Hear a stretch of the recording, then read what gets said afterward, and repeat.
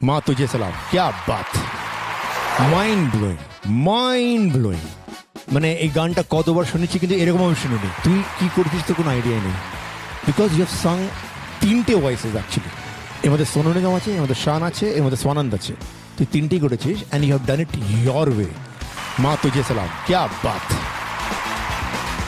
আজকে তো গোটা পর্ব জুড়ে আমরা শান্তনুদাকে সেলিব্রেট করছি, তো শান্তনুদা তোমার কাছ থেকে একটু জানতে চাইবো সারেগামাপার সঙ্গে তোমার সম্পর্কটা দীর্ঘদিনের, এই যে জার্নিটা কিরকম ছিল পুরো ব্যাপারটা? প্রথম কথা বলার যে আমার যে এক্সপোজার, মানে দিল্লিতে একটা অবাঙালি পরিবারে বড় হয়েছি, তো তো ওই বাঙালি ছোঁয়াটা একটু কম ছিল। আই ওয়াজ ইন এমন একটা স্কুল যেখানে বাঙালির খুব কম ছিল, ভাষা বাংলা ছিল না।